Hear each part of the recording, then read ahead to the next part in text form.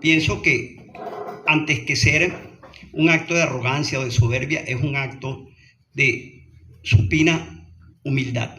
Bernard Shaw. Bernard Shaw, imagínense ustedes, esa lumbrera, esa luminaria, ese taparo, dicen en el pueblo del cual yo vengo, que se llama y se seguirá llamando mientras exista cultura, Bernard Shaw. Un personaje, todo un personaje. Bueno, decía yo que no es un acto de soberbia, sino que es ante todo un acto de supina humildad, en el sentido de que no debo asombrarme de los actos de la especie humana, porque yo formo parte de esa especie. Y yo sé que como formo parte de ella y mi naturaleza es la humana, el ser humano es ángel y es demonio. Es capaz de lo mejor y es capaz de lo peor. Es capaz de encumbrarse hasta el éter invisible, el éter supremo de que hablaba nuestro invitado de hoy, y también de la ciénaga más infecta que pudiera hablar, aquella de la cual hablaba José María Vargas Vila, otro desterrado insigne, otro desarraigado, enemigo de todos. Enemigo, él sí era enemigo de todos, pues en una sola enemistad concentraba toda la animadversión de que podía haber concitado en su tiempo ser colombiano. Digo en su tiempo, en el siglo XIX, en el secular XIX, en Colombia, era como pegarle a la madre en público, que ahora yo contaba allí como alguien. Bueno, entonces Vargas Vila, perseguido de la iglesia, anatematizado por la iglesia, sus libros condenados al índex del Vaticano. Entonces, alguien le comentó en una ocasión a Vargas Vila acerca de su situación de desterrado y que cuando pretendía volver a su patria y sobre todo a su lar natal, a su terruño.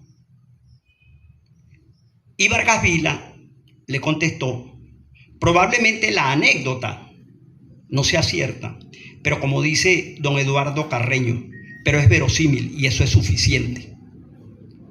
Y eso es suficiente. Le contestó, volveré a mi tierra en bronce. Allí les dejo esa perla. Y ahora paso directamente a hablarles de Pérez Bonalde sin cortapisa. Adelante, amigo Víctor. Buen día. Hablarles de Pérez Bonalde. Y voy a comenzar por decir que Pérez Bonalde, Juan Bautista Pérez Bonalde, supuestamente la música que mejor suena a los oídos de los seres humanos es el nombre, Juan Bautista. Y nosotros tenemos la extraña, no sé si extraña en realidad, porque como nunca he salido de aquí, probablemente en otros lugares huelgue, pero probablemente en otros lugares. Aquí le cortamos a la cuestión, entonces las instituciones públicas, las calles, la cuestión, terminan con el apellido. Nadie conoce los nombres y me da la impresión de que si se quiere hacer un homenaje, pues el homenaje debe ser completo, sobre todo respetuoso. Juan Bautista Pérez Bonalde, quien me precedió, el presentador, habló de Pereira. Bueno, dicen que los modos y las maneras de los hombres, las cosas de los hombres, se respetan. La madre era doña Gregoria Pereira. ¿Por qué él no utilizó el Pereira? En alguna ocasión lo utilizó como tercer apellido. ¿Y por qué el apellido Bonalde? Alguien le da eso un matiz un poco pedantesco de parte de Pérez Bonalde. alguien alega que él enviaba sus libros, sus obras al rey de España, al Vaticano, al Papa, a todos los embajadores que estaban acreditados y dicen que el propósito era obtener prebendas que en este caso no eran dispendiosas ni tenían que ver con lo material, eran simplemente reconocimientos que en ese caso, y por allí obviamente llegó alguna condecoración. No sé si alguien se manifestó con no, generalmente no había el óvulo, lo que había era el reconocimiento que para un literato, que para un exponente de las bellas artes, que para un exponente de las bellas letras, de la lírica, pues no podía ser mejor recibido que una condecoración, que un reconocimiento, que una placa conmemorativa, bueno, eso dicen. El Bonalde supuestamente tiene una etimología no certificada del alemán. Muy vinculado a Alemania, sí estuvo Pérez Bonalde siempre. Pérez Bonalde es un hombre del siglo XIX. Alguien dirá, bueno, hay hombres de los siglos, sí, hay hombres de su época. Alguien dijo que de una persona que había nacido viejo, pero es que era un hombre de su tiempo. Eso lo han oído ustedes infinidad de veces. Fulano era un hombre de su tiempo.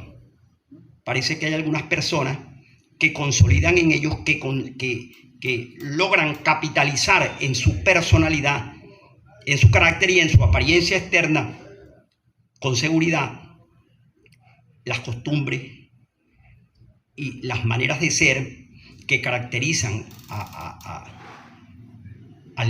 los tiempos. Entonces, Pérez Bonalde fue un hombre de su tiempo. Pérez Bonalde nació en el año 1846, 16 años después que Bolívar muere en Santa Marta. 16 años después de que se instaura la República de Venezuela. Pérez Bonalde, Juan Bautista, era el noveno de una familia de 11 hijos. Y el padre respondía al mismo nombre, Juan Bautista. Y por allí, parece mentira, pero estuve consultando lo que pude consultar en esta Barinas de hoy, que no es muy prolija en materia bibliográfica, porque ya ni bibliotecas, tenemos una biblioteca que es la Andrés Eloy Blanco. Y no tengo acceso por falta de tiempo, y también por respeto a mis amigos, porque sé que algunos amigos míos tienen buenas bibliotecas, y en esas bibliotecas es bien posible dar con material para cimentar, para investigar y para dar cuerpo. Buen día. Para dar cuerpo a lo que expresamos aquí. Entonces, alrededor de 7 u 8 textos, entre ellos una biografía, excelente biografía que publicó en una colección que se publicó en una colección del Nacional, de un señor de apellido Toro. También consulté algunos textos relativos a uno de ellos biógrafos prácticamente, que es don Lubio Cardoso, y el otro Pedro Pablo Paredes. Todos ellos. Hay un texto particularmente, se los recomiendo, que tiene que ver con Rafael Arraiz Luca. Excelente texto, que no es un texto particular, sino que es un texto antológico, pero que dedica al poeta varias páginas. Y algún otro que se me escapa, pero también tuve oportunidad de consultar un texto del Ministerio de Educación en conjunto con la Academia Nacional de la Historia. Y este texto de Monte Ávila, que me parece fundamental, donde hay 7 poemas que Monte Ávila consideró en su momento, no sé si se conserva la vigencia, fundamentales para la cultura, para el acervo patrimonial de nuestras letras y de nuestra cultura como venezolanos. Entre ellos está Juan Bautista Pérez Bonalde. Pérez Bonalde nace el 30 de enero de 1846. En 1846, según nos enteramos la semana pasada, se ha venido consolidando una situación crítica en el país que tiene que ver con las elecciones del año, pero que ha sido incubada a partir aproximadamente de 1840 y que está íntimamente vinculada con el desarrollo de la prensa escrita en el país. Esta situación vino a dar en el año 1846 con una serie de acontecimientos, movilizaciones, rebeliones, actos de protesta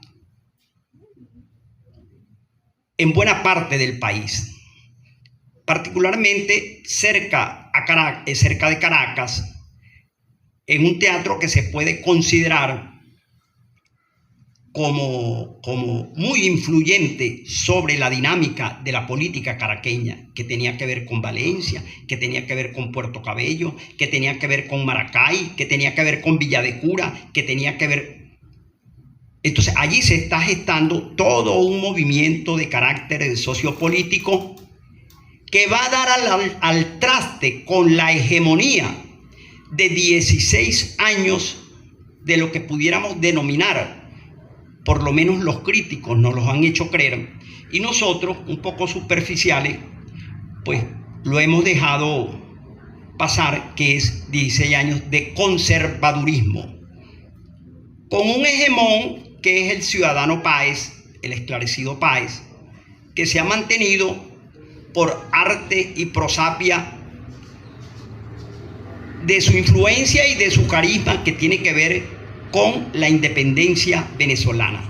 Entonces él con su espada ha sabido salirle al paso a cuanto movimiento de rebelión se ha planteado en el país y ha conservado hasta el 46 una república que tiene algunas conquistas, que puede hablar de ciertos beneficios para un sector de la sociedad venezolana, pero que aparentemente para las mayorías preteridas, para las mayorías marginadas, que siempre ha sido la gente de menor escuela, de menor educación, en aquel tiempo eran prácticamente los analfabetas, gente que no sabía leer ni escribir. El 80% y más de la población venezolana no leía ni escribía.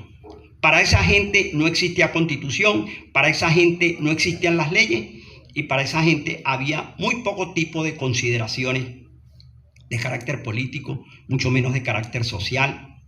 Bueno, en una Venezuela que se está fundando.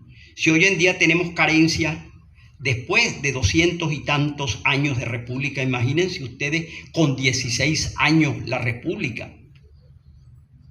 La república estaba gestándose, estaba en pañales todavía, estaba en la cuna, era una inocente criatura. Entonces, Pérez Bonalde pertenece o nace en una familia de escasos recursos, pero de una prole.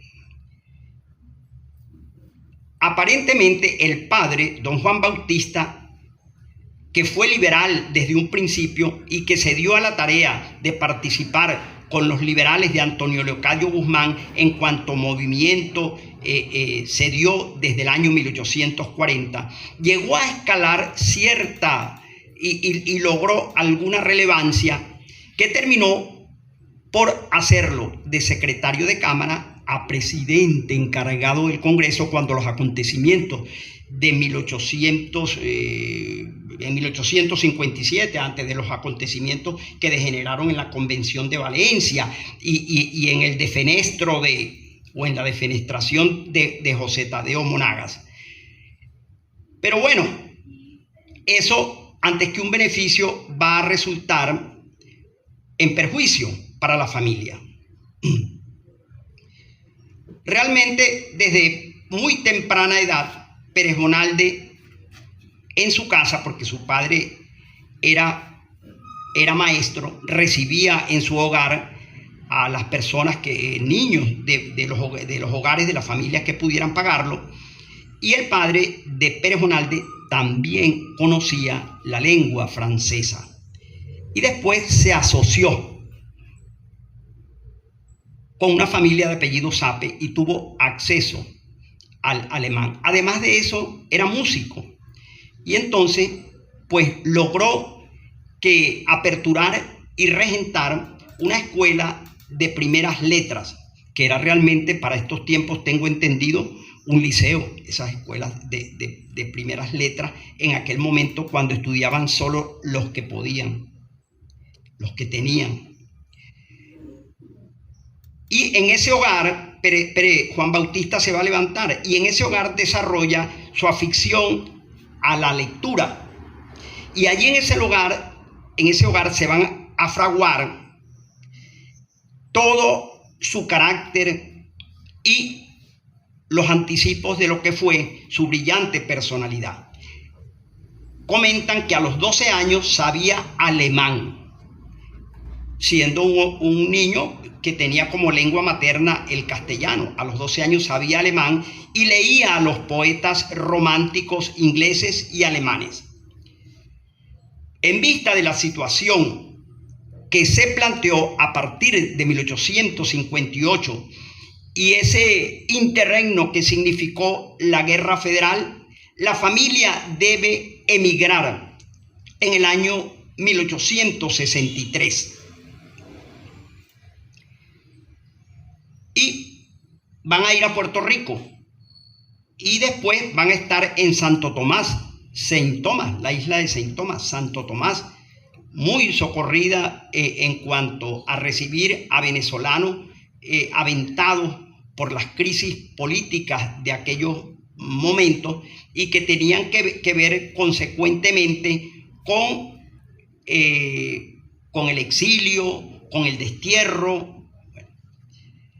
Buena parte de la gente que vino en el año 1859, después que Tirso Salaverría se levanta allá en Coro, provenían de la isla de Santo Tomás y algunos más provenían de Curazao. Pero allí estaba el grueso de la gente que vino y que vino a encabezar la revolución. Unos prendieron el fuego y otros vinieron con el propósito de apagarlo con más candela aún.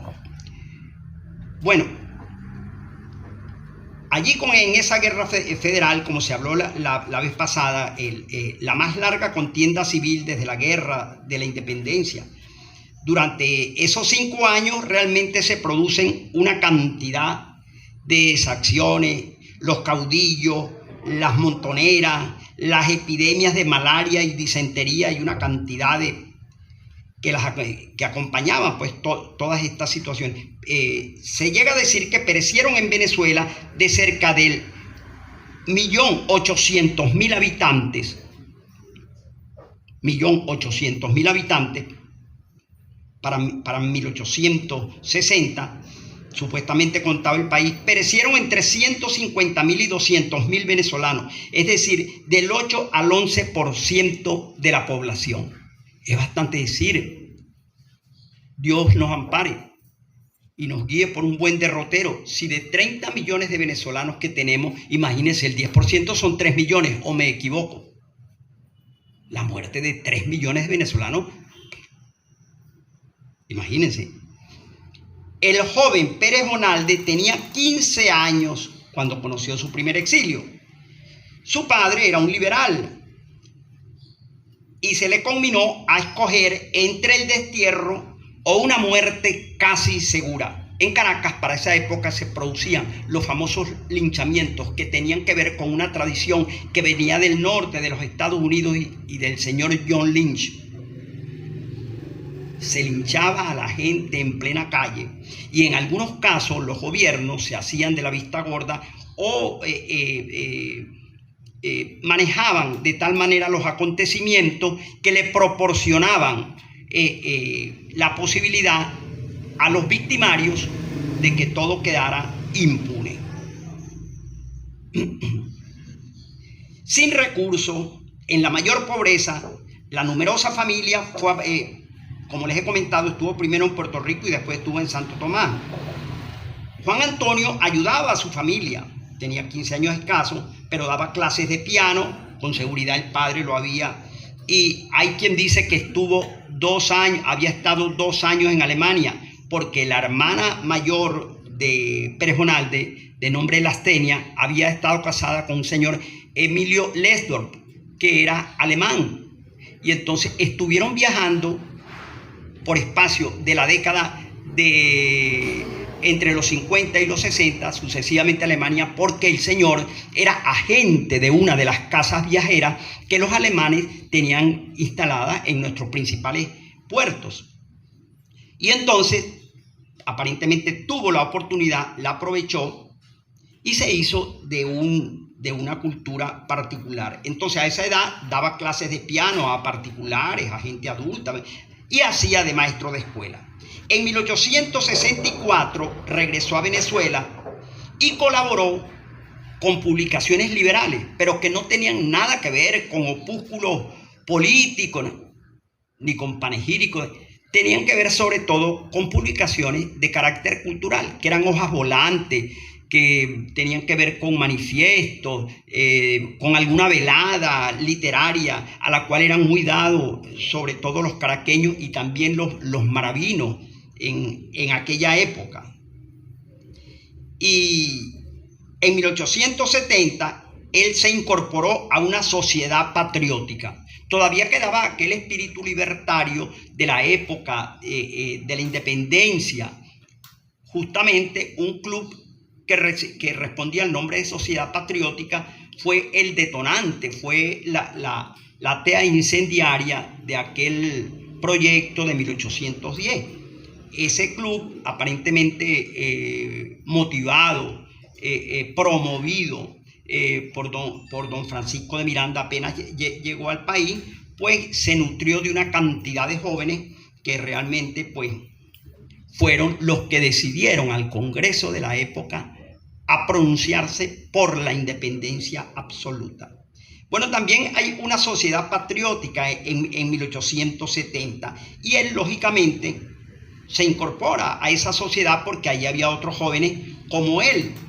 Y entonces tiene la peregrina, responde en vista de los dones que tenía y de su apostura y de las publicaciones que ya conocían sus amigos, se plantea pues ante el nuevo gobierno, que es un gobierno autoritario desde una primera instancia, porque Antonio Guzmán Blanco entra en 1870 a sangre y fuego en Caracas. Un año antes se ha producido un intento de linchamiento en un ágape, en una fiesta que daba él a los principales liberales de Caracas. Y entonces en el 70 él viene por las de él y entra a Caracas a sangre y fuego. Y desde el primer momento Guzmán Blanco se instaura y hace de su gobierno un gobierno autoritario. A veces se confunde autoritario con totalitario. En este caso vamos a hablar de un gobierno autoritario. Pérez Bonalde ya era conocido como poeta entre sus amigos. Y los amigos no tuvieron otra idea sino incitarlo prácticamente a escribir una sátira contra el presidente de turno. Cuestiones que aparentemente son cuestiones de jóvenes, de la juventud. Y entonces, en una velada, en una corrida de toros, eran muy dados los caraqueños, eso lo traían desde la colonia, a las corridas de toros. Eran corridas de toros que no necesariamente son las que actualmente tenían ciertas variedades, pero sí tenían más o menos las suertes que hay hoy, el torero con su capa, con su cuestión, la muerte del toro y la entrada en escenas de algunos números que tenían que ver con picadores, con, más o menos a la usanza. Y entonces, allí en una corrida de esta, se presentaba un número de variedades y había un personaje cómico, grotesco, que leyó, pues de hecho, así eran las características de este personaje. Y entonces leyó un bendito poema, un soneto dedicado a Antonio Guzmán Blanco y que se titulaba A un tirano. Imagínense ustedes. Realmente esta gente no sabía el terreno, no estaban conscientes del terreno que pisaban. Esto bastó para que las autoridades lo expulsaran del país. Y fueron terminantemente. Después de la corrida, al siguiente día llegó a su casa, a una comisión, y le dijo, mire, con un libelo, tiene 8 días para que desaloje el país. A la sazón, este señor pues es un joven de 23 años. Para hacerse una idea de la personalidad de Antonio Guzmán Blanco y de cómo se desempeñaba en sus funciones de primer magistrado del país, traigo a colación una anécdota muy conocida, probablemente ustedes la conozcan también, pero no por eso voy a dejar de leerla. En el año 73, 3 años después, en un certamen literario cuyo tema impuesto era la exaltación de un genio de la ciencia, resultó vencedor el autor de un poema en el que se cantaban loas a Copérnico, al gran Nicolás Copérnico de la teoría heliocéntrica, que vino a dar al traste con el criterio y la concepción que manejaba la iglesia y que tenía que ver con los planteamientos de Ptolomeo Filadelfo, desde allá, desde la Grecia antigua. Y entonces el poeta que resultó vencedor con un poema que cantaba loas, que ensalzaba a Nicolás Copérnico y que llevaba por título El poder de la idea. Este hombre, el jurado lo designó como ganador de este certamen, pero como ganador tuvo la poco afortunada idea o pasó por alto, omitió mencionar en su panegírico de introducción el nombre del presidente de la República. El señor Antonio Guzmán Blanco ordenó que no se le hiciera efectivo el premio. Y las razones que adujo es que le cobre a Copérnico, fue su comentario, para que el poeta tuviera una idea del poder. A pesar de que el trabajo premiado había sido justamente, aludía al poder de la idea, pero según Antonio Guzmán Blanco no tenía ninguna idea del poder.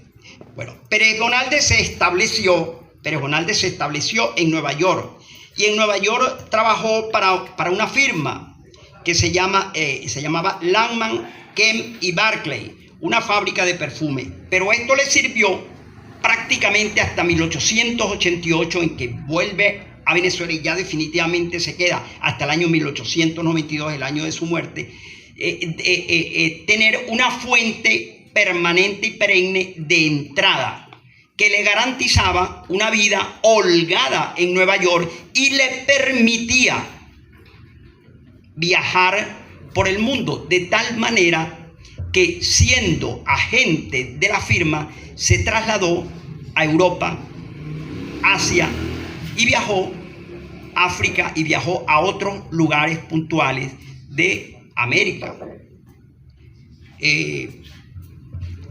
Entonces, pues, le permitió eso. Pero además, Pérez Gonalde, como un hombre culto que era, fue un asiduo estudioso, concretamente de lo que era en ese momento el romanticismo, que es la corriente poética y la corriente literaria en boga, el romanticismo alemán y el romanticismo inglés, que son quienes han venido en la Europa hacia donde se orientaban las actividades intelectuales,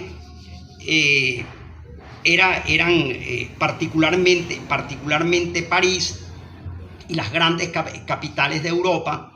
Pues allí estaba en boga un romanticismo que dio al traste con las corrientes clásicas, con las corrientes neoclásicas, que a su vez habían acabado con toda tendencia barroca en la escritura en lenguas romances y en lenguas germánicas también. Es digno de encomio la impresionante perfección que logró en el manejo, sobre todo, del idioma inglés y del alemán, pero también dominaba y leía y comentaba y publicaba en francés, en italiano, en el portugués, así como en latín y en griego. Y Arturo Uslar Pietri va un poco más allá y dice que tenía algún tipo de relación con el danés y otros idiomas escandinavos.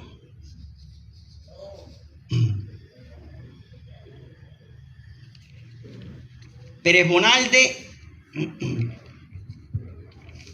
fue el primer escritor venezolano verdaderamente cosmopolita. Sus biógrafos lo presentan como una mezcla de Chateaubriand y como un Heine del Caribe, Heinrich Heine, el famoso Heine del cancionero alemán que tanto dio que hablar y estudio a Goethe. En 1877 publicó su libro de poemas Estrofas, y allí en ese libro de poemas incluye su más célebre composición, que es Vuelta a la Patria. Sin duda, el poema lírico más importante del siglo XIX venezolano. Posteriormente va a publicar otro texto donde recoge parte de la producción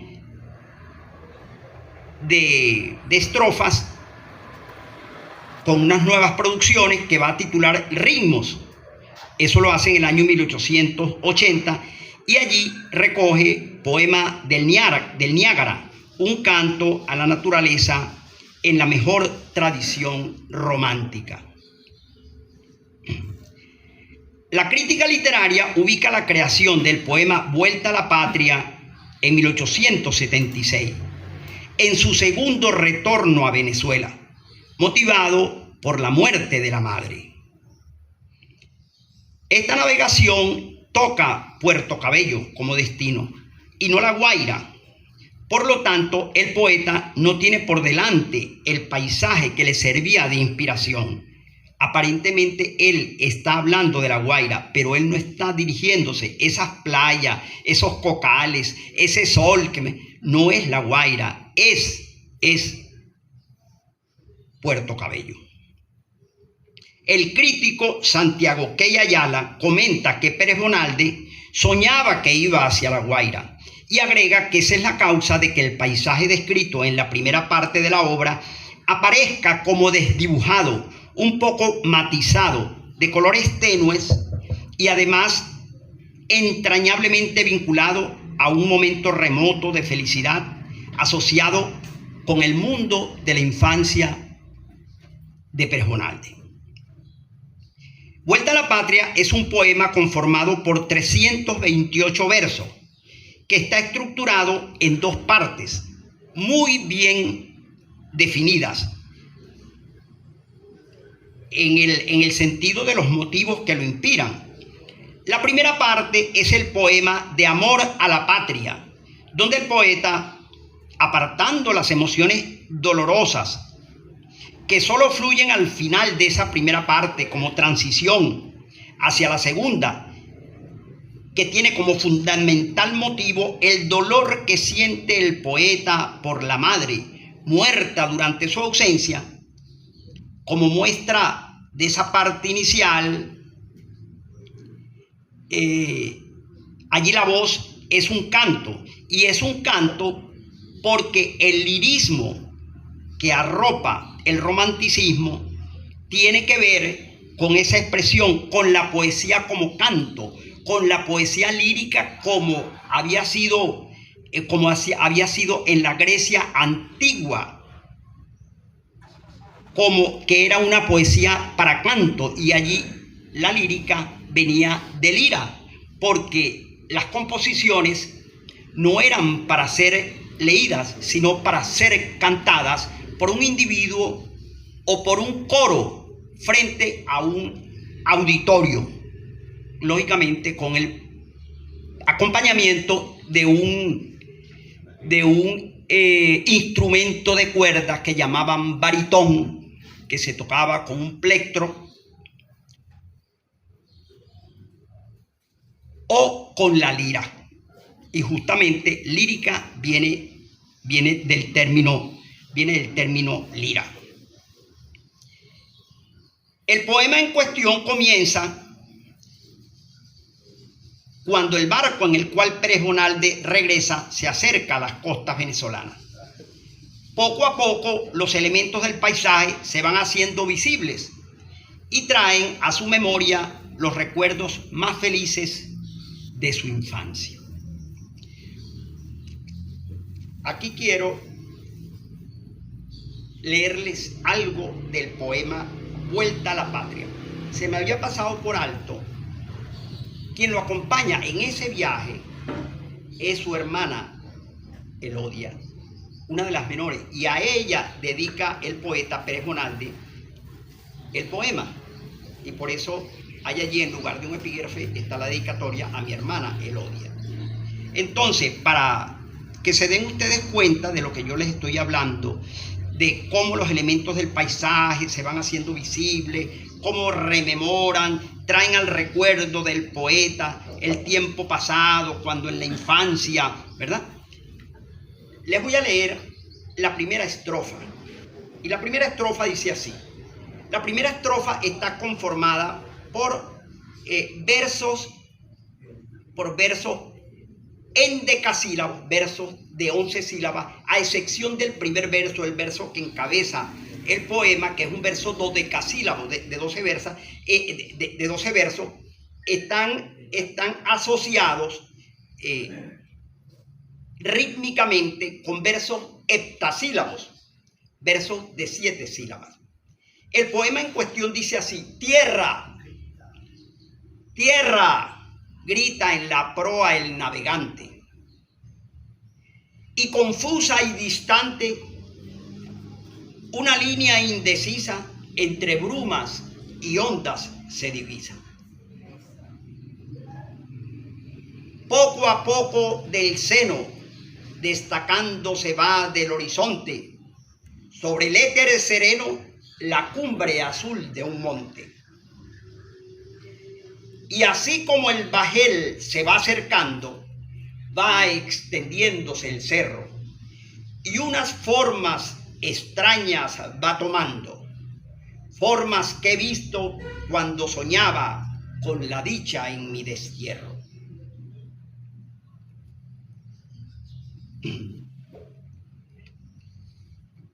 En la segunda estrofa él persiste, ese yo lírico, que no es el autor, que es el sujeto, es la especie de ese personaje que en materia de prosa, salvando las diferencias, es el personaje que ayuda en la narración, o que tiene la narración a su cargo, desde ese personaje omnisciente que todo lo conoce, ¿verdad?, hasta personajes que pueden situarse en primera o en tercera persona. Ese yo lírico, todavía en una segunda estrofa, habla de ese cielo, ese mar, esos cocales, ese monte que dora el sol de las regiones tropicales. Luz, luz al fin, los reconozco ahora. son ellos, son los mismos de mi infancia. Y esas playas que al sol de mediodía brillan a la distancia. Oh inefable alegría, son las riberas de la patria mía. Imagínense ustedes, el hombre, el yo lírico se muestra feliz. Una vez que pisa el suelo de la patria, emprende el viaje de ascenso hacia la ciudad añorada. Ustedes saben que estamos hablando de La Guaira, Caracas. Y de nuevo las imágenes naturales son asociadas con los más alegres tiempos, que son en todos nosotros pues las imágenes de la infancia y de los años juveniles, de los primeros años juveniles. De pronto ese estado de ensimismamiento se ve interrumpido cuando el cochero le advierte la presencia de la ciudad. Entonces el poeta se emociona y siente un súbito deseo de apurar la marcha para entrar en contacto con los suyos. Ahora vamos a leer esta cuarta estrofa, donde dice el poeta, en alusión al comentario que estamos haciendo del poema, y dice: en marcha, postillón, agita el látigo inclemente, y a más andar, el carro diligente por la orilla del mar se precipita.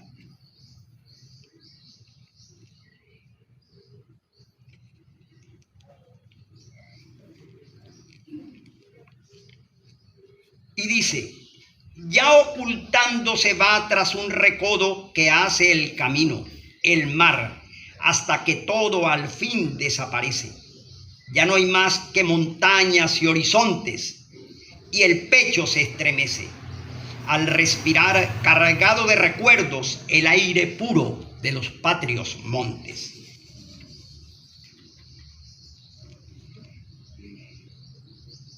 Aquí hay una estrofa. A mí particularmente me parece es una de las estrofas más socorridas. Es una estrofa que generalmente se descontextualizan, y usted sabe que el público, el lector siempre extrae algo que le llama la atención. Y por cita y por comentario, pues cualquier venezolano, lector o no, puede ser recipiendario de esta estrofa.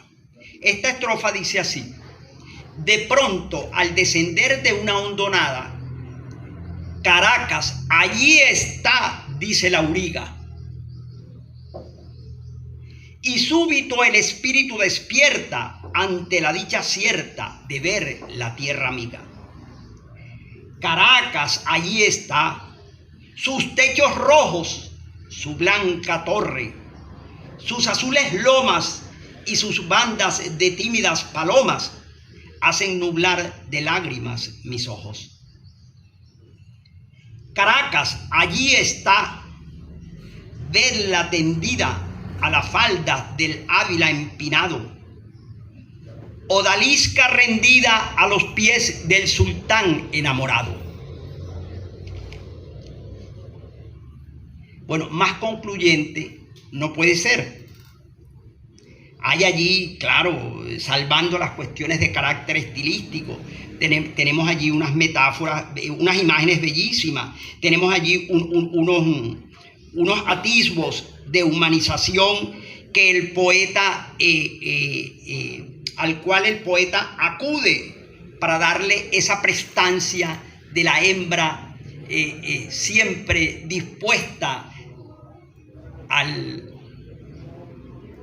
sultán en este caso, ¿verdad? Pero es al amante, la hembra rendida al amante, esa visión y esa imagen de esa Caracas preterida, que ya hoy día es otra cosa, lógicamente. Estoy hablando para las almas puras, no hablo para las almas posmodernas, que yo sé que me van a apostrofar por mi emoción.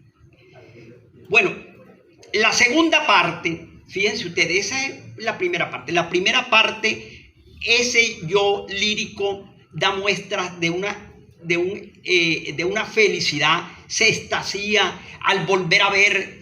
¿Qué le pasa a toda persona que vuelve? Pues si yo el otro día estuve 3 meses por allí, por mismo, y cuando regresé que pasé de Cuta para acá, casi las corvas ya me estaban, ¿verdad? Entonces imagínense una persona que tiene 7, 8, 10 años fuera de su país, que ha padecido la pérdida de familiares, que sabe que encuentra probablemente en aquella época los cambios físicos no eran muy notables, tampoco en este momento lo son. No son los cambios que probablemente un desterrado de Pérez Jiménez pudo. Porque a lo mejor, probablemente alguien que se fue en el 52 y regresó en el 56 a Caracas, ¿qué es eso? Pues dicen que venía la gente de Parejero a ver la supercarretera, los super apartamentos. Bueno. Entonces, bueno, el centro Simón Bolívar y tantas otras cosas que no será el caso de hoy.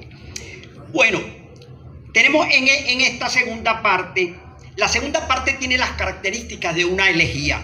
Y como ustedes saben, si la primera es un canto, que es la expresión lírica propia del romanticismo, en cierto modo, las invocaciones que hace el poeta cuando inicia el poema tienen que ver con el canto y son iguales que en la Grecia antigua, cuando inicia la Ilíada, cuando se inicia la Odisea, cuando invoca el poeta a los dioses para que vean la cólera del Pelida Aquiles.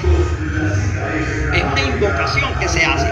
En este caso, en esta segunda parte, la elegía, como ustedes saben, es una manifestación de duelo, es una manifestación de pena ante un acontecimiento infausto que tiene que ver con la muerte de una persona o que tiene que ver con un acontecimiento de carácter luctuoso. No. Entonces, tiene todas las características de una elegía. El bardo va presentando los diferentes estados de ánimo que invaden su mente mientras se desahoga ante la tumba de la madre. Lentamente se le van agolpando los recuerdos como en una especie de dolorosa cadena que va desde la triste y última despedida que dio a su madre enferma hasta el nuevo retorno a la patria después de haber sido golpeado por los rigores del destierro. Luego, ya al final de su discurso lírico, se conforma ante la pérdida irreparable, reafirma su amor filial y anuncia su decisión de enfrentar de nuevo con la vida hasta que lo sorprenda. Enfrentarse de nuevo con la vida hasta que lo sorprenda la muerte. La segunda parte, esa elegía, fíjense ustedes que hay una transición, hay una transición de una primera parte que es todo fiesta, que es todo delirio, que es todo dulcedumbre, que es todo, a una segunda parte que comienza de esta manera. Madre, aquí estoy, de mi destierro vengo a darte con el alma el mudo abrazo que no te pude dar en tu agonía, a desahogar en tu glacial regazo la pena aguda que en el pecho tengo y a darte cuenta de la ausencia mía. Madre, aquí estoy, en alas del destino me alejé de tu lado una mañana en pos de la fortuna que para ti soñé desde la cuna. Mas, oh suerte inhumana, hoy vuelvo, fatigado peregrino, y solo traigo que ofrecerte pueda esta flor amarilla del camino y este resto de llanto que me queda. Así se inicia la segunda parte. Y esa segunda parte se prolonga, como bien he dicho, cuando digo que el bardo va presentando los diferentes estados de ánimo que invaden su mente él se desespera por haber abandonado a la madre. Él piensa que ha abandonado a la madre y prácticamente se culpa de la muerte. Y entonces tiene estas palabras duras como Elena Vera dice, como del ave que abandona el nido, la poetisa Elena Vera. Él dice, ¿quién entonces pensara en aquella voz angélica en mi oído nunca más resonar? Tú, dulce madre, tú, cuando infelice dijiste al estrecharme contra el pecho, tengo un presentimiento que me dice que no he de verte más bajo este techo.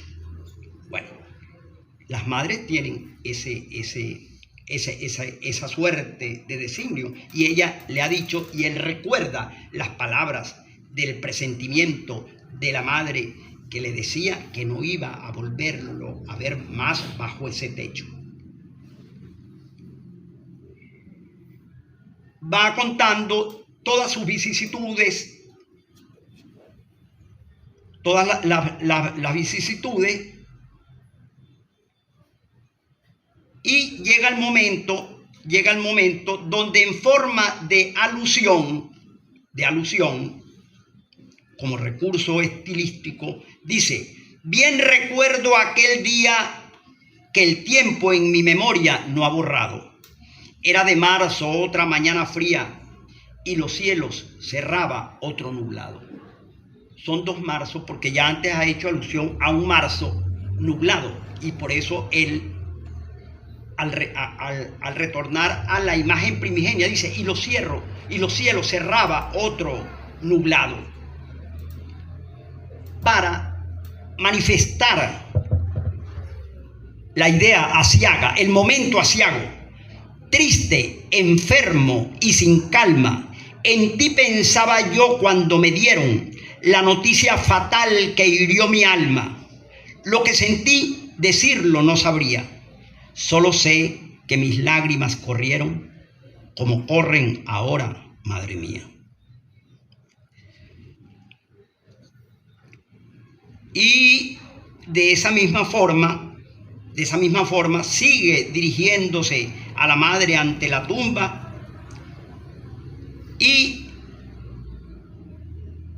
en la estrofa final le dice a la madre con mucha entereza, madre, voy a partir, mas parto en calma y sin decirte adiós, que eternamente me habrás de acompañar en esta vida. Tú has muerto para el mundo indiferente, mas nunca morirás, madre del alma, para el hijo infeliz que no te olvida.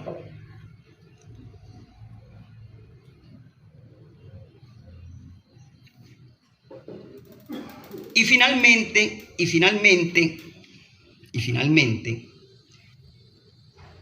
utilizando un hipérbaton, dice, ya lejos de los túmulos me encuentro, ya me retiro solitario y triste, mas ay, ¿a dónde voy?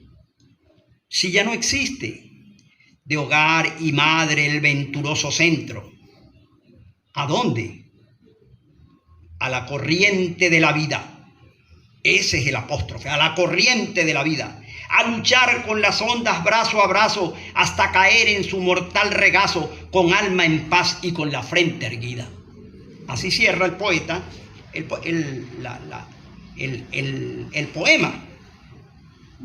El poema obviamente es todo un universo de expresiones, todo un universo de figuras retóricas, todo un universo de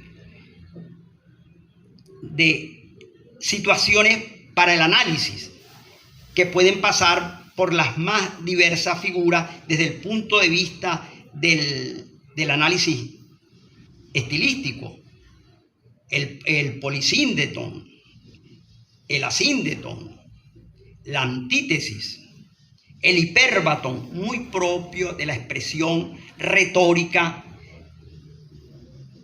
hasta el modernismo rubendariano. Y de la misma manera, una cantidad de imágenes que van desde las imágenes sinestésicas, pasando por las imágenes todas referentes, auditivas, olfativas, oyendo el arrullar de las palomas, bueno, bebiendo luz y respirando aromas. Humanización. Hay varios ejemplos de naturaleza humanizada. Aquí hay un ejemplo, y el viento al suspirar entre las cuerdas parece que me dice, ¿no te acuerdas? El viento, ¿no te acuerdas? Bueno, tenemos aquí aliteración. Hay varios ejemplos de aliteración que utiliza el poeta para destacar y darle mayor relieve a la expresión. Ellos son. Aliteración, repetición de palabras dentro de una misma frase o un verso para dar relieve a la expresión, al periodo que llaman los críticos. Otros ejemplos las anáforas: voladas, veloces, ondas, aves y voces. Repetición también, no solo de palabras, sino de sílabas. Y así tenemos boga, remero. Así llegamos.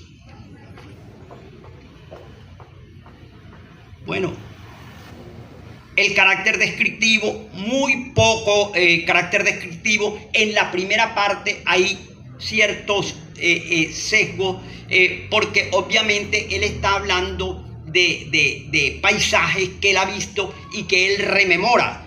Entonces, allí encontramos nosotros el carácter descriptivo, y lógicamente es un actor emocionado al cual no se le puede solicitar el atildamiento de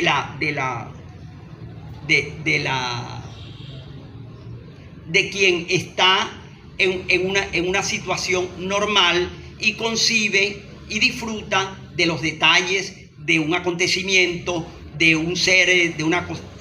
Entonces es realmente ese carácter descriptivo, es por un autor emocionado, y que además, lo que les digo, es nostálgico, porque el carácter es evocativo, nos está recordando momentos de su niñez. En el caso que él dice, son los mismos que un día, siendo niño, admiraba yo en la playa, pensando en mi inocencia, que era la humana ciencia, la ciencia de pescar con la atarraya. Eso es recordando a los humildes pescadores que ahora ve allí cuando él está llegando, cuando el barquichuelo se acerca. Un caso de Polisíndeton, ya no hay más que montañas, horizontes, ya no hay más que montañas y horizontes, y el pecho se estremece. Como ustedes saben, el Polisíndeton, a diferencia de la Síndeton, es que en el Polisíndeton se utilizan las conjunciones, que son los nexos entre una palabra y otra. En el asíndeton no existe ese nexo. En vez del i, entonces se recurre a la coma, que no es el caso de la elipse. Aquí nos encontramos con una bella metáfora cuando él habla de los frescos y límpidos raudales, el murmurío apacible de mis canoras aves tropicales, el melodioso trino que resbala por las ondas del éter invisible. Bueno, ¿qué les puedo decir? Ahí hay una cantidad de recursos de carácter estilístico, de figuras retóricas, la exclamación más oh suerte inhumana, exclamación, las alusiones, un maestro en eso de utilizar las alusiones, que no dicen, sino que sugieren, porque no es labor del poeta, ni siquiera del literato, ni siquiera del creador, del artista, de explicar la obra, de abundar en detalles, de ser farragoso, Entonces él es maestro en aludir, en sugerir, en dar impresiones para que el lector haga su trabajo. Los sentimientos, hay todo tipo de sentimientos que invaden al poeta, desde el sentimiento del dolor al sentimiento de la pena, el sentimiento, varios tipos de sentimientos, sobre todo en la segunda parte, donde él habla a la madre en la tumba. Se encuentran este tipo de sentimientos. Hay más metáforas y comparaciones. Un ejemplo de símil. Como ustedes saben, a diferencia, el símil es una metáfora, pero es una metáfora que utiliza el nexo, en este caso, como tal cosa, y que parece, la metáfora es directa, no utiliza este tipo de nexo. Y enumeración, varios ejemplos de enumeración. Bueno, no los voy a cocuizar más con esto. Comprender el sentido y la naturaleza del pensamiento y la obra de Juan Antonio Pérez Bonalde pasa por puntualizar algunos hechos fundamentales, y es fundamental entender que en la raíz del surgimiento del romanticismo está la negación del neoclasicismo. Neoclasicismo es bello. Neoclásicos son la generación después de Bello. Neoclásico clásico es don Cecilio Acosta, La Casita Blanca. Y clásicos y neoclásicos son los miembros de esa generación posteriores a Bello, encabezados por Juan Vicente González, y en el cual forma filas también don Fermín Toro.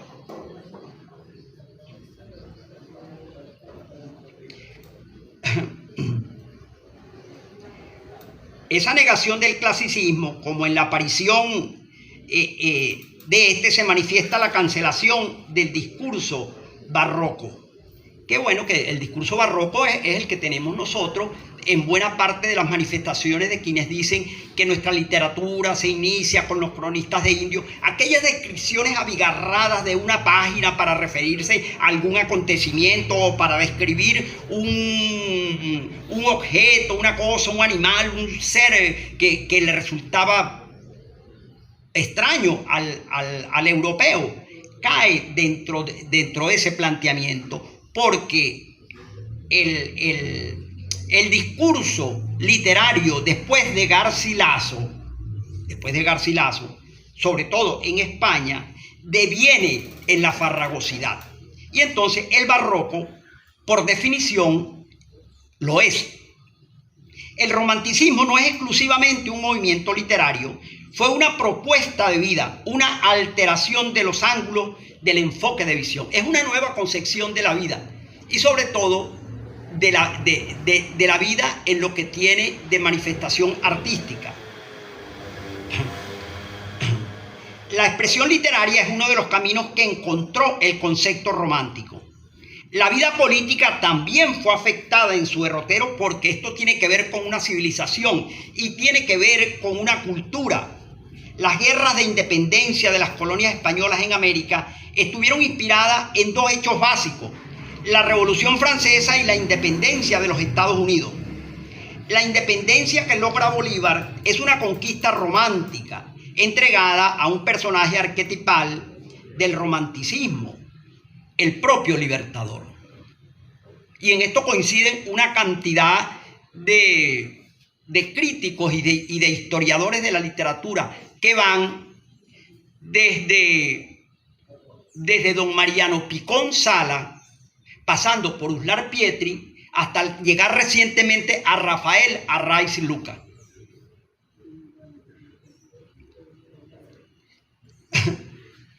Para ellos, el Libertador, ellos ven en la figura de Bolívar como Libertador la encarnación de un personaje, ven en la epifanía de sus victorias, las traiciones supuestas o verdaderas que sufre y la misma soledad de su muerte en medio de la asfixia del tuberculoso.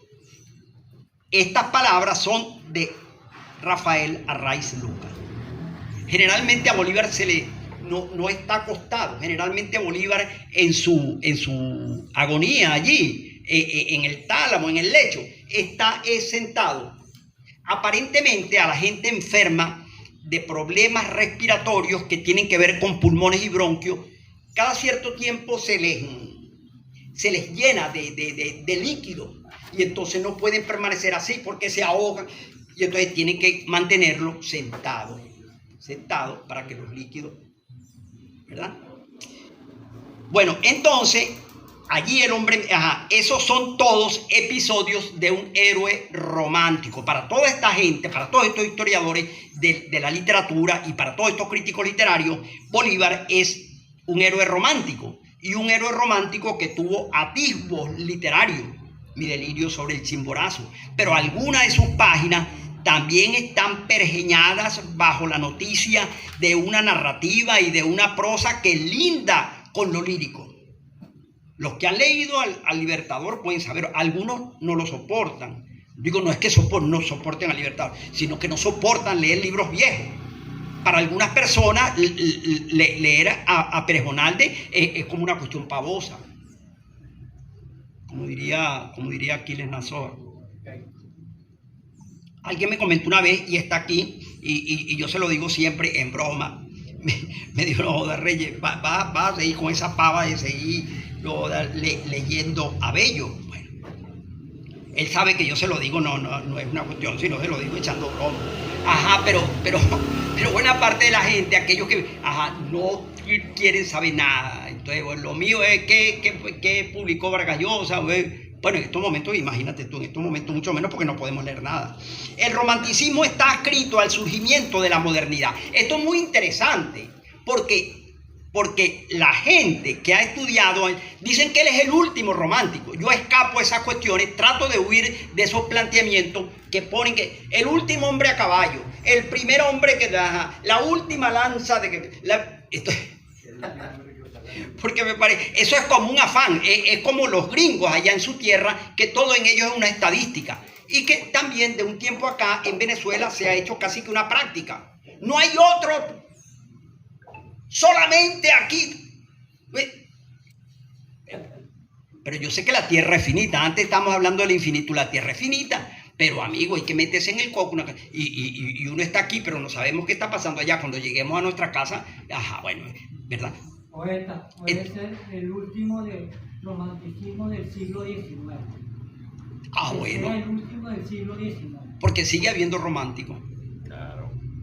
Mira, bueno, entonces, dice aquí, en el caso de él, ¿verdad? Se habla de 3 camadas de románticos y ya voy para allá. El romanticismo está adscrito al surgimiento de la modernidad, porque también se le dice que él fue premoderno y que buena parte de los planteamientos que él hace desde el punto de vista de sus artículos que tienen que ver con lo literario, tienen que ver con el modernismo que está instaurándose en el momento de su muerte. Él muere en 1892 y Azul de Rubén Darío es de 1885. Y uno de sus adláteres es nada menos que José Martí, el mártir de la Revolución Cubana, que por cierto prologa el libro que para él instaura el modernismo en las letras y en la poesía latinoamericana, que es el canto al Niágara. Para José Martí, infinitamente, por mucho, la pieza lírica más alta que pudo escribir Pérez-Bonalde. Él prologa el texto original, la edición Príncipe. Bueno, entonces estamos hablando de la modernidad que insurge como concepción del mundo con una operación crítica, con la razón que tiene como norte derribar los castillos ideológicos que ella misma ha ayudado a construir. Y el romanticismo abjura de los espacios racionales, no quiere saber nada con la razón. El racionalismo es impulso, el racionalismo es catártico, el racionalismo es la inercia del instinto. Paradojalmente, el romanticismo surge de la modernidad, enfrentada a la filosofía que ha contribuido a levantar. El romanticismo no puede entenderse sin la modernidad, aunque la niegue. En su actitud iconoclasta, está siendo moderno, está revolucionando la realidad. Pérez Bonalde es romántico mayormente. Buena parte de su poesía es romántica. Pero fíjense ustedes todo lo que venimos diciendo. Dice, nuestro poeta fundacional, Bello, es neoclásico, aunque la silva a la agricultura tenga influencia romántica. La silva a la agricultura de la zona tórrida. El cuerpo completo del romanticismo nuestro como movimiento poético fue posterior al Bello de la Silva. Hay que establecer que se trata de un romanticismo que nos llega fundamentalmente desde España. Y esto es importante para comprender el primer romanticismo venezolano. Yo les hablaba antes que hay varias camadas. Los críticos hablan de varias camadas de románticos. Y en España lo que se conocía como modernidad no había tenido lugar. Y prueba de ello es que las ideas de Miranda y de Bolívar no encuentran abono allá, sino en Inglaterra y Francia. El romanticismo español que llega hasta las ex colonias americanas no es fruto de una vivencia cultural profunda, es hijo de una corriente literaria. Hijo de una corriente literaria. No hay un maceramiento, no hay una producción, no hay una quinta esencia, no hay una profundidad en ese tipo de romanticismo. Todo lo dicho con el propósito de explicar por qué el mejor poeta romántico que tuvo Venezuela fue uno de los últimos, Juan Antonio Pérez Bonalde. No es casual que la formación poética de este bardo excepcional, gracias al exilio político, ocurrió en Nueva York y en su periplo de viajero pertinaz por Europa, Asia, Suramérica y África. No solo dominó el alemán y tradujo a Heine en El Cancionero, sino que lo hizo también con el inglés y vertió al español El Cuervo de Poe, de Edgar Allan Poe, una de las cimas, ¿verdad?, de la literatura estadounidense, que tuvo una influencia decisiva en los movimientos literarios en Europa, de tal manera que Baudelaire, de tal manera que Rimbaud, de tal manera que Gautier, bueno, una cantidad de gente se sintieron influenciados por la prédica y el discurso de Poe. Entonces, él hace esa versión y todavía esa versión se celebra todavía como una de las mejores. Hay quien dice que es la mejor. Nuestro mejor romántico se nutre del alemán y el inglés inicialmente, pero no es el primero cronológicamente, no es el primer romántico, es uno de los últimos. En el caso de nosotros, los historiadores dicen que es el último. Nuestros historiadores y críticos de la literatura venezolana hablan de 2 y hasta de 3 promociones de poetas románticos. Y aquí, para concluir, les voy a pasar revista rápidamente, un poco como para dejar constancia de otros románticos que mucha gente, claro, la gente no necesita saber que alguien es romántico, ni que alguien se inscribe en determinada escuela, ni en determinada tendencia para leer al poeta que sea, o para tener como favorito un poema, independientemente de la concepción artística en la cual se encuadre, ¿verdad? Picón Salas alude a dos camadas y Lubio Cardoso establece 3 en su libro La poesía lírica venezolana en el siglo XIX. Salas es lapidario en cuanto al valor del romanticismo poético criollo, con las solas excepciones de Pérez Bonalde y Sánchez Pesquera, Miguel Sánchez Pesquera. En cambio, Cardoso se entusiasma con la producción romántica, sobre todo con la de las primeras promociones. Por su parte, Juan Liscano es tan severo como Picón Salas y afirma: el único poeta de autenticidad romántica producido por Venezuela se llama Juan Antonio Pérez Bonalde, aunque bien pudiera llamarse el desterrado, pues casi toda su existencia transcurrió en el exilio político. Hay se habla aquí de los primeros poetas románticos venezolanos, José Antonio Maitín, Abigail Lozano, el maravino José Ramón Yepes.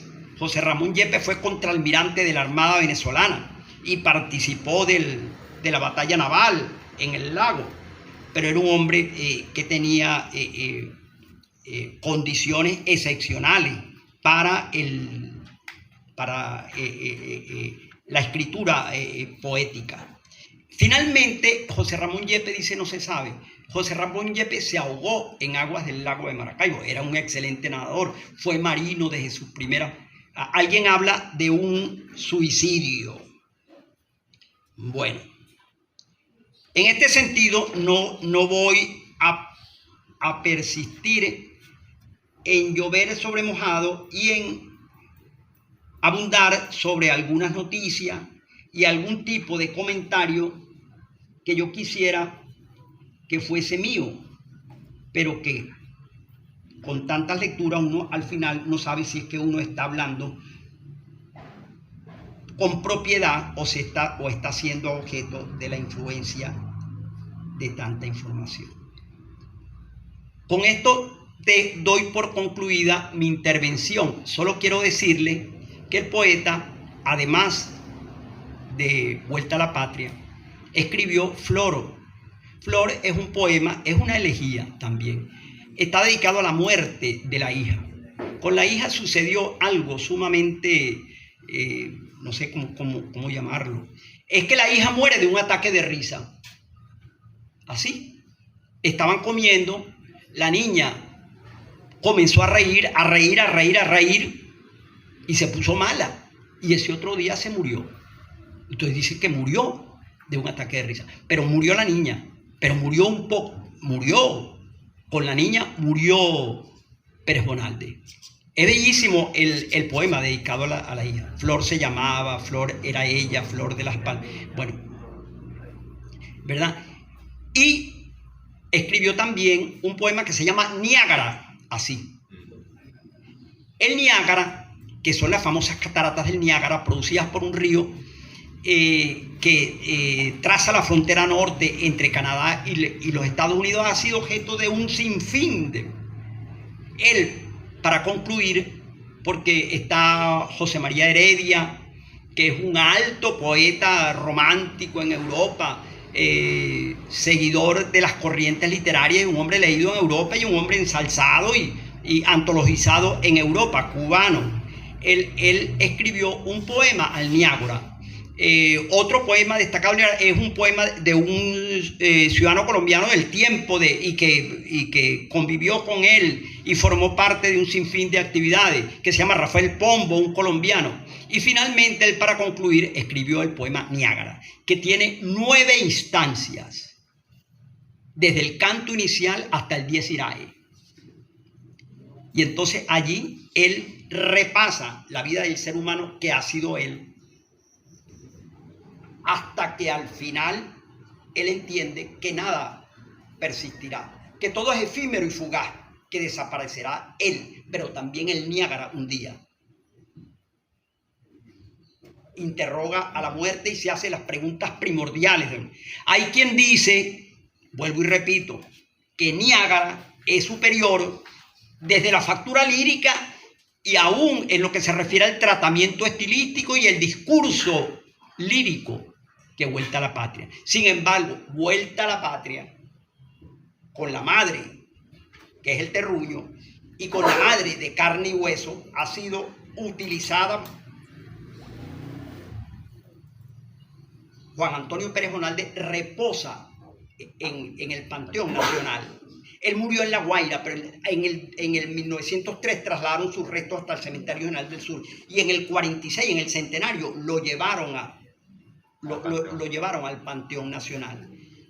Probablemente ustedes dirán, pero de lo que usted dijo realmente nosotros no derivamos.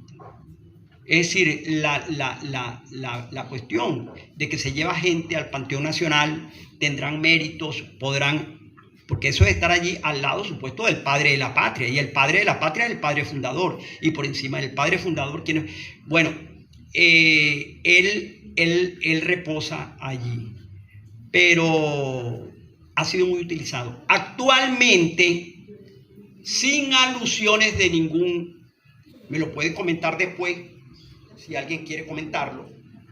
Actualmente hay un programa que tiene el gobierno venezolano,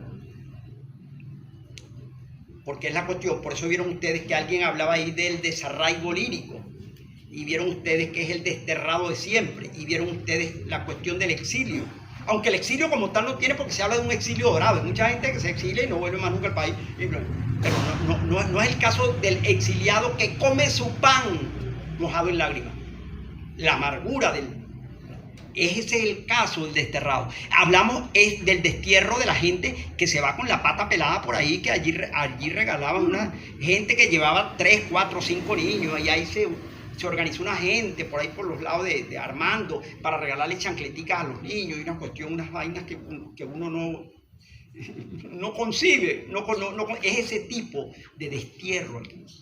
Ahora, no entiendo yo, y no estaba muy enterado de por qué el gobierno, bueno, claro, el gobierno está en todo su derecho de acudir a la figura y a la imagen de Juan Antonio Pérez Bonalde y al discurso de Vuelta a la Patria en beneficio de un programa que adelanta para la vuelta de los hijos de esa inmensa diáspora que se ha desperdigado por toda América y el mundo, ¿verdad? Bueno, discúlpeme la largueza siempre. Está corriendo todo. Al licenciado Pérez por su gran profundidad, por su gran capacidad de investigación, porque el poema Vuelta a la Patria es largo, como dijo él, y como algunos lo sienten, como tedioso, pero eso brotó del sentimiento, del pensamiento y de la emoción de un hijo huérfano lejano de su país. Me permite afianzarme en la primera estrofa. Tierra grita en la proa el navegante, y confuso y distante una línea indecisa entre brumas y ondas se divisa, como se cree todo lo que leen, más o menos, que iba a llegar a La Guaira, ¿verdad? Y se impactó con el paisaje tropical de la región tropical de Venezuela, pues de los países del Caribe. Se emocionó mucho y volvió a recordar sus tiempos cuando él viajaba a la playa, se bañaban en los ríos, etcétera, en las islas. Pero lo más importante es lo que viste últimamente, oído poeta. Muy importante es lo que dijiste a última hora. Y lo último a veces será lo primero. Esa visión que debe tener el gobierno. Pero el gobierno nada más, no. Todos los poderes intelectuales, los comunales, los poetas, de adaptar ese viaje Vuelta a la Patria a la actualidad que se está sufriendo, que sufrimos los que tenemos familiares fuera, se han muerto familiares y no han podido venir. Entonces, hacer un plan de rescate, pero mejorando la situación política, social y económica del país, envuelta en poemas, y que usted es un candidato para que elabore, para que fabrique, para que armonice una Vuelta a la Patria de la época actual. Buenos días. Muchas gracias. ¿Alguien más para cerrar ya esta... Ah, coronel. Hay varias personas allí. La palabra de un hombre no se puede quedar. Y si se quedaron hasta este momento, porque algún interés pueden tener, entonces, ¿por qué no ir a una persona? No, creo. Reyes, voy a hacer en breve mi pregunta, pero debo felicitarte porque en verdad su exposición fue bastante completa. Hizo una biografía de Pérez Bonalde. Yo de verdad desconocí un poco de la vida y la obra de Pérez Bonalde. Pero tengo unas preguntas y no te me extiendas mucho dándome la respuesta. Primero, ¿cuál es la diferencia entre poema y poesía? Segundo, ¿qué se entiende por odas, elegía y sátiras? De todas maneras, ya tú comentaste un poquito de sátira. Tengo entendido que Pérez Bonalde murió bastante joven, a los 44 años. 46 años. Y se casó a los 33, creo yo, ¿no? 34 años. 34 años por ahí va. Y en esa época tan corta dejó pues mucho material de lectura, de poesía, y él fue uno de los precursores del modernismo. Muchas gracias y espero la respuesta. Bueno, la diferencia entre poesía y poema. La poesía es la arquitectura, la poesía es la disciplina del decir poético. La poesía tiene que ver con las letras, con las bellas letras, tiene que ver con la expresión artística. Y el poema es la forma en que se expresa la poesía. El poema es la ejecución bajo los cánones, bajo el modelo y bajo las pautas que establece el quehacer poético de un determinado tiempo. Dicen que la poesía nació con los griegos. Yo no creo, eso desde el punto de vista de nuestra civilización occidental, pero evidentemente la poesía viene desde los principios de los tiempos, desde que el hombre tuvo expresión,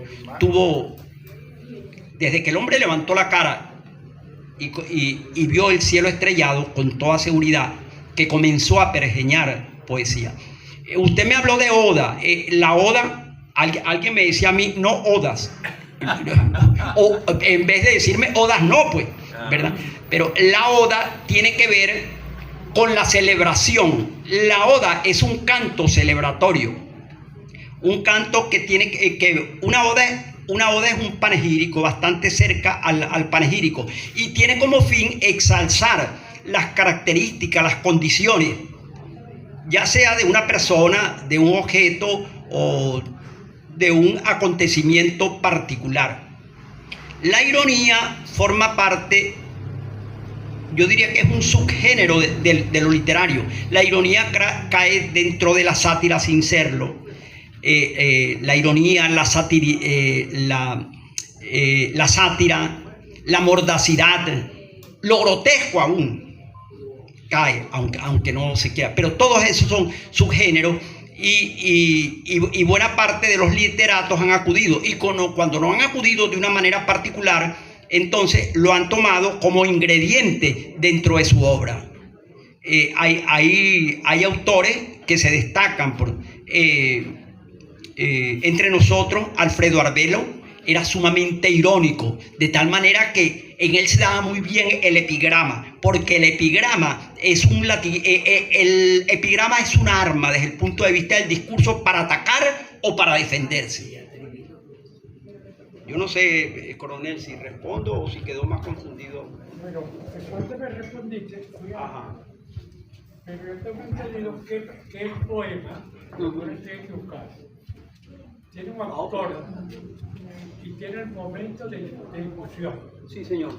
Y la poesía es diferente, porque la poesía posiblemente usted no conozca el autor. Y eso es la diferencia bien marcada entre poesía y poema. Sí, señor. Así es. Finalizamos ya con el amigo ya. Bueno, como ustedes saben, y los que no, pues licenciado Eduardo Cedeño, y de todas estas análisis, interpretaciones, reflexiones, es inspiración hacer una canción para transmitir una emoción. Gracias, poeta. Yo creo que de aquí mismo, ¿verdad? Te quiero. Felicitaciones, por supuesto, al licenciado, excelente ponencia. Él cuando veo los nombres, yo siempre me preocupé cuando llaman a las personas por el apellido. Recuerden que no por un liceo, Gutiérrez decía alguien, ¿cuál de tanto? O Pérez, ¿cuál de tanto? Entonces, yo lo veo muy impersonal. Cuando impartí conocimiento, ¿saben? Claro, cuando hice en la Universidad de Yacambú, yo estuve en contra a lo mejor de la docencia, por el nombre llamar a los muchachos, así no les guste, porque la mamá de mi hija es docente. No, ¿qué vas a ser tu docente? Es lo que me criticaba. Yo era ingeniero, qué sé yo, pero a mí me parecía que personal, el nombre, era lo mejor, uno lo oye al oído. Fíjense que a veces colocamos, y es verdad, aquí mucha gente a lo mejor no conoce, yo por una investigación que hice, los municipios no conocen el nombre completo, a lo mejor, porque municipio Roja, Sosa, qué sé yo, Sí. y hasta las avenidas o las calles, despectivamente decimos la Racetti, por decir algo, y es despectivo, caramba, el doctor Luis Racetti, y es tipo despectivo. Aparte de eso, yo he leído y me encanta Ray Luca, porque el historiador, el investigador tiene que ir al fondo. Recuerden que no es lo mismo leer algo, hacer algo a los 20, 30, 40, 50. Nosotros somos muy volubles, el hombre, y después a veces nos dejamos manipular. Por eso es que la historia no es algo fácil. Yo que soy algo que conozco de ciencia, uno puede repetir y dice, no, estaba errado. Pero en esto no es fácil, y por eso yo vengo a ver qué aprendo aquí de los historiadores. Pero uno, hay cosas que deja entre comillas, y hay otras que sí, está uno, acuérdese que somos muy subjetivos. Era como un comentario general y gracias a... Se le agradece, poeta. Gracias.